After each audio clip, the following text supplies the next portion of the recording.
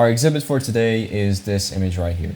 Let's do a quick scientific recap of what it's actually like to be outside, what the conditions are like when you're out in nature trying to record green stuff. So pretty much what you're seeing on screen is a perceptual color model that has three properties. Number one being hue around the circle. Number two, on the vertical axis you have brightness, and on the horizontal axis you have vividness. So perhaps you have already tried recording and color grading greenery in the past, but it just didn't turn out good. Let's explore why that is. So if you very briefly examine the greens right here, what you're going to find is that green tends to be at its most colorful when it's extremely bright. On the flip side, we do have a bunch of colors that do not behave like this. For example, if you look at purple, you can instantly notice that it tends to be at its most colorful when it's extremely dark. Same goes for blue, also somewhat for red as well. However, with green and yellow, this is just simply not the case. So what does that mean to us, colorists? What this really means to us is that it tends to be extremely distracting. So the quite obvious answer to this would be for you to introduce harmony into your image so you don't end up dominating your image with greens. Naturally, for you to be able to introduce color harmony, you first have to be aware of what kind of color harmonies exist in the first place. First off, when you're color grading digitally, color harmony is nothing more than color relationships. Pretty much how colors behave with one another in your image. A very bad example of color harmony would be for you to grab extremely vibrant greens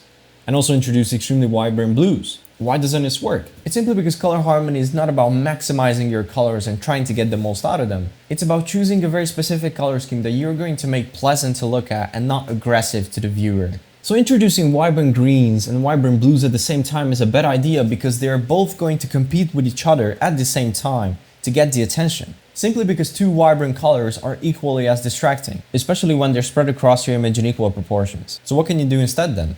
In my honest opinion, one of the best things to do is to head to Bjorn Ottoson's interactive color picker comparison. So what you're going to find here is, for one, a perfect RGB color picker here, which, contrary to popular belief, isn't so perfect after all.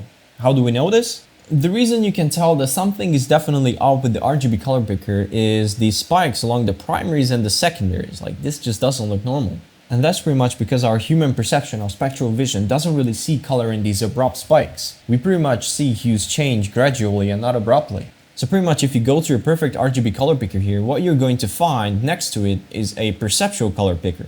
Pretty much as I stated before, different colors tend to be at their most colorful at different brightness levels. And pretty much all that the perceptual OKLab color space does is account for these differences. And inside of the OKHSL color picker, you can see this effect clearly. If you start changing the brightness levels, you're going to start to notice that some colors become more vivid and some colors become less vivid. But the upside of using this color picker right here is that we see colors digitally as we do in real life, and we no longer have these abrupt spikes. So if you actually go ahead and type in 100 for max saturation for greens, what you're going to find is that there are not that many colors that even compete with it. So pretty much what that means for you as a colorist is that whenever you're out recording greenery or foliage, you pretty much almost cannot introduce any other colors. All you can really do is play around how the other desaturated areas play into your image. As I've already stated many times, more often than not, it's actually a way better idea to reduce other colors and introduce color contrast instead of trying to add many different colors into your image. So if you take a closer look at this color grade right here, what you're immediately going to notice is that we truly came a long way from the recorded log footage. And if you take a look at the parade of the log footage right here, you can also tell that the proportions of colors in my image didn't change at all. All I really did to achieve this grade was to make sure that I have neutral colors to push contrast wherever it's needed. If you're a beginner colorist, if you're someone who developed a passion for color grading through Instagram, let's say, you might actually have a lot of bad influence simply because people, colorists, videographers on social media just want to have fun. They just want to get a bunch of views and likes. And pretty much the idea of learning color science on Instagram is not something that's attractive to everyone, right? And the only problem with this is that the kind of reels that tend to get a lot of popularity and relevance on Instagram are the ones that basically have zero thought process behind them other than just to push cool colors in your shadows and then push warm colors in your highlights, and this tends to be basically it. But obviously this is just one extremely tiny piece of the puzzle. This is basically this complementary color, but this is not every single image. For example, I'm gonna give you a little thought process right here. So when you're out in nature recording something like this, and obviously nature tends to look a certain way by itself, do you actually think it's a good idea to start introducing a bunch of random colors into your shadows and a bunch of random other colors into your highs? If I seriously started taking surface level color advice from Instagram, I would start pushing cool colors into my shadows. Obviously, I don't want to do that because that way I'm just going to end up with blue grass. This is not what I wanted. And if I start introducing warm colors into my highlights, I'm just going to make this image look like it's from a different planet. So unfortunately, this is the exact kind of unsolicited advice that really doesn't help you. In fact, all this really does, it just makes you even more lost. Instead, you could do something like what I'm about to show you. So let's get to it. So what was the first thing I did? The first thing I did was obviously to just have my SLOC3 conversion. Simple. What do you do next? Obviously, you start the 5-step color grading process workflow that I introduced to you guys. Basic adjustments, color balance, color harmony, color contrast, and color perception. So basic adjustments, let's go. Number one, most simple thing you can think of, I just introduced contrast using the contrast slider and the pivot slider, and it turned out really good. Second basic adjustment, I started increasing my exposure a little bit using the HDR global slider. The reason you want to separate your tools is because if you try to do everything within a single node, these tools start to behave super weird with each other when you try to really do everything in one node. So always make sure to separate your tools and in the end connect them with a parallel mixer. All right, so what's the next thing I did? The next thing I did was color balance. Color balance is basically where you push your colors to a neutral state where they're not biased towards any other color. Obviously for that you need a reference point. My reference point is found inside of the vector scope. As you can see, inside of your vector scope, most of the time when you record outside, pretty much in 99% of cases, you're ultimately going to end up with a white blob. And this white blob is supposed to be in the very middle of your image. So all I really did was to just put it there. It's a really, really small change. And if I start zooming in on my image, you can see that all this really did, it removed the very, very tiny bit of green bias. But this is what makes your image look clean and neutral and not biased towards any other color. And the reason I say this is a really crucial step is because if you have your colors neutral and you start pushing them, it's going to be a gradual separation. However, if it was biased towards one color, it would look something like this. So it's really, really important that you separate them in an equal fashion instead of separating them like this. So as we already talked about, scientifically, it doesn't make any sense for you to start introducing a bunch of random colors in nature because nature tends to look a certain way. If you want to make it look faithful and realistic, you seriously cannot change colors too much.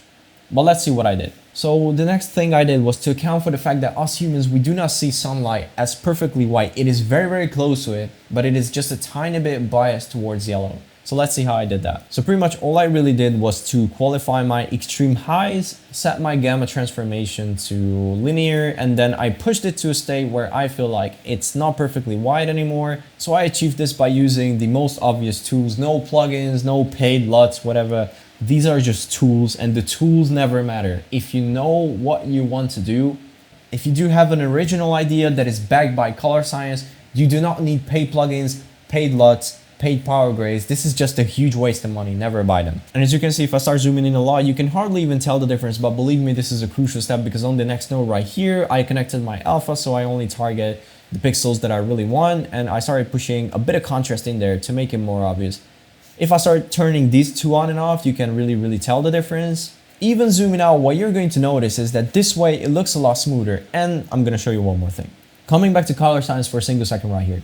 Didn't I tell you how useful this faithful perceptual color picker is? As you can see, the only way for you to make a scene look faithful that is dominated by the color green is to introduce a tiny bit of yellows. You could have never done this using a normal RGB picker. This perceptual color picker right here is an extremely smart guide for you to see what colors look smooth when your scene is primarily dominated by one specific color. So next thing I did was just a very quick fix. I basically just qualified my mids and lows, and pretty much I just wanted to push my contrast a little bit, nothing too crazy.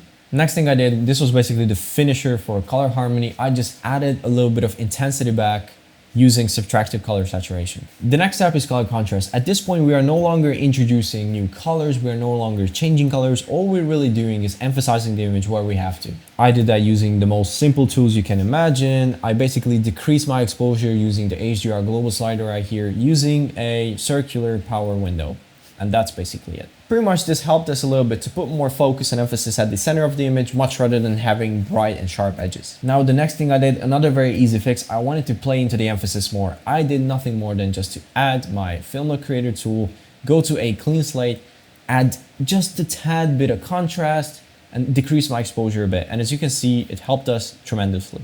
And because my creative shooting style of choice was a pretty dreamy one, purely judged by the very out of focus backgrounds, I wanted to play into this effect a little bit more. So I put a very light and gentle glow effect on there. And I genuinely feel like that this effect is a very quick solution to make our viewer feel what we were trying to convey with this image in the first place. However, if I go back into my vector scope, you can see right here that we pretty much, once again, I have to mention that this seems to be extremely popular on this channel. My favorite color harmony is monochromatic.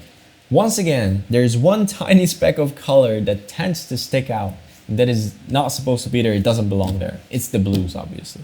So all I really did was just to desaturate them. And as you can see right here at the top of my image, it's not so obvious, but it is there. When you desaturate it, it removes focus and emphasis from there and puts more emphasis and focus where it really needs to be. So that's basically it. Congratulations, you have successfully learned how to never mess up your greens again. I genuinely hope you learned something new today. I am going to continue covering this entire book right here, one by one, bit by bit, day by day.